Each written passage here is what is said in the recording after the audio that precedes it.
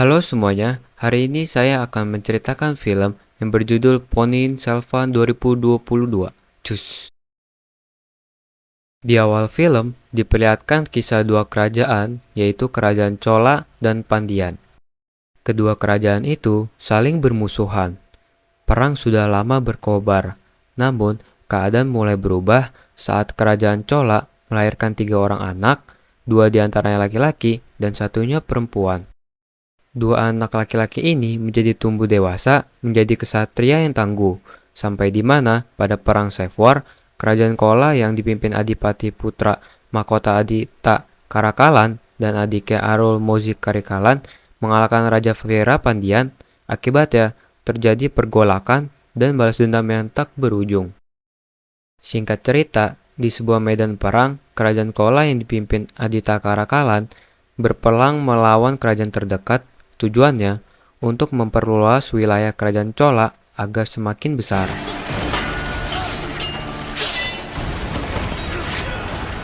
Dibantu asistennya bernama Vala Farayan, tak butuh lama Karikalan berhasil menguasai kerajaan Kotiga.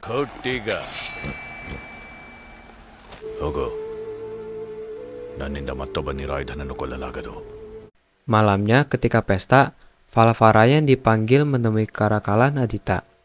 Karakalan memberikan sebuah misi rahasia, yaitu ia diberikan pedang miliknya dan sebuah pesan untuk ayahnya. Berdasarkan mata-mata yang Karakalan utus, ia mendapatkan sebuah pergerakan di mana para petinggi kekaisaran Chola akan melakukan pengkhianatan. Tugas Vala Farayan adalah mencari informasi itu apakah benar atau bohong. Keesokan harinya, Vala Farayan pun terus bergegas pergi memacu kudanya melewati beberapa desa. Kemudian di tengah jalan, ia berpapasan dengan rombongan Timudarakan. Dengan cerdik, ia berakting kudanya buta, namun ketika sudah dekat dengan tanduk,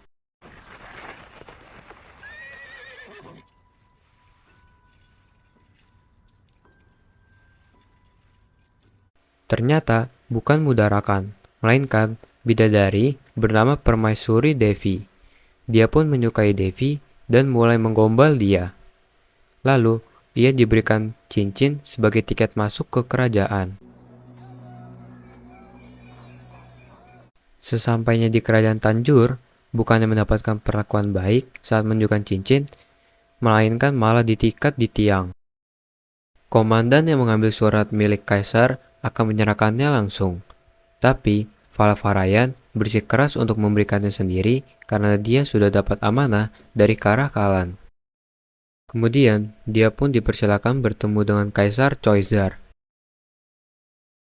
Isi dari surat itu tidak begitu penting, tapi pesan yang ia simpan di otaknya sangat penting.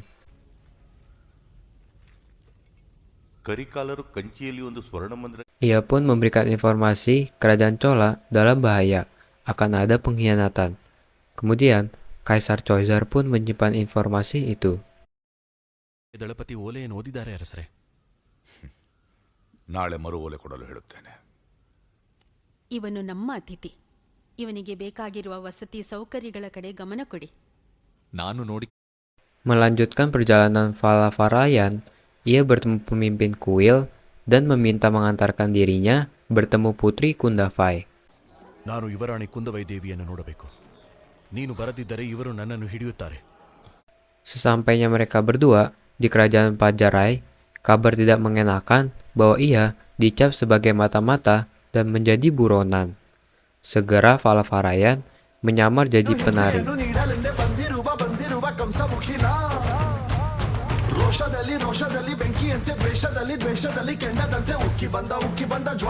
Kemudian, Putri Kundavai pun mengetahui orang yang ingin bertemu dia sedang menyamar sebagai penari. ಒಬ್ಬ ಬೇಹುಗಾರನಂತೆಯೇ ಇರುತ್ತಾನೆ. ಕರಿಕಾಲರ ಮಿತ್ರನೆಂದು ಕತೆ ಹೇಳುತ್ತಾನೆ. Kemudian, Vala Farayan pun ditemukan dengan Putri Kundavai. Kemudian, Putri Kundavai memerintahkan Vala Farayan untuk pergi ke daerah Langka, menemui Arun Mozi, dan segera membawanya bertemu dengannya. ಈ ವಲ್ಲಭರಾಯ ವಂದ್ಯ ದೇವ, ನೀವು ಹೇಳಿದರೆ ಯಮಲೋಕಕ್ಕೂ ಹೋಗಿ ಬರುತ್ತಾನೆ. ನಿಜವೇನಾ? Di tempat lain, Arun Mozi bersama armada kapalnya menuju tanah Lanka, dia pun sudah disambut lawannya kerajaan Lanka. Dengan bendera putih, tapi bukan bendera menyerah, ia terus bergerak dan berperang.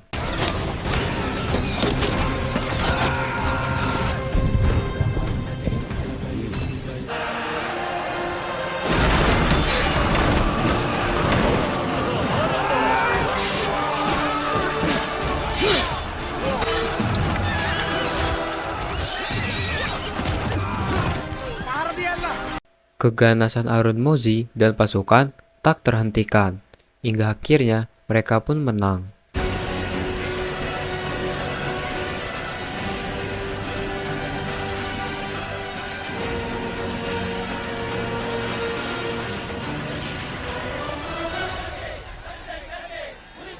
Kembali ke tanah Lanka, Valavarayan menarik kudanya dan pergi menyusul pasukan Arun Mozi. Ketika sedang dalam perjalanan, Arun Mozi malah menghampirinya sendiri.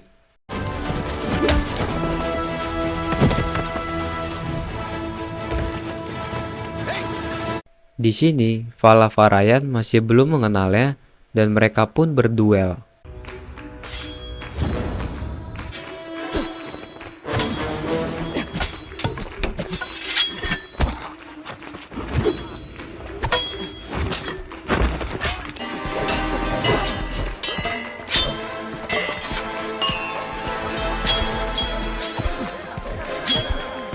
Tak lama setelah asik bertarung, rupanya Valavarayan sudah tahu kalau dia Arun Mozi dengan julukan Ponniyin Selvan.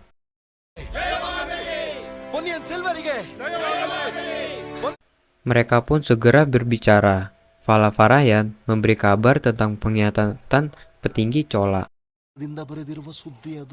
ನಿಮಗೆ ಹೇಗೆ ಗೊತ್ತು? ಸುದ್ದಿ ಏನೆಂದು ಹೇಳಿ ನೋಡೋಣ. ಈ ಕೂಡಲೇ ನೀವು ಪಳಿ Segera mereka berangkat menuju kerajaan Choza, akan tetapi saat berada di jembatan, mereka dikagetkan dengan sergapan anak panah yang menerjang. Ternyata yang menyergap mereka adalah pasukan Pandian. Seketika, mereka bertiga pun langsung melawan.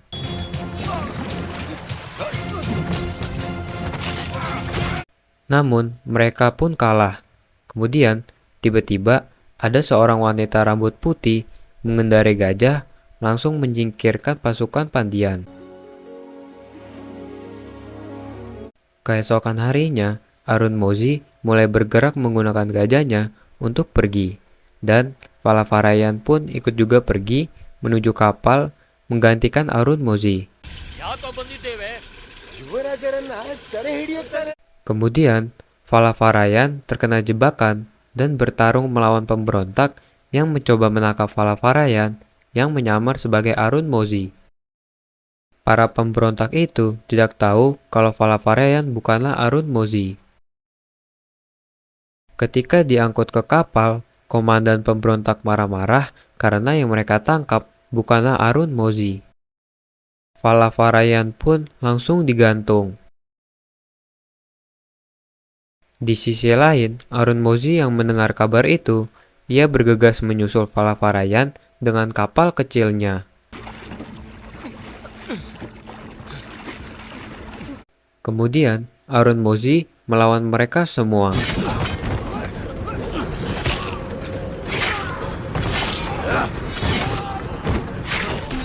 Laut yang tenang berubah menjadi ganas dan Arun Mozi pun berhasil menyelamatkan Valavarayan.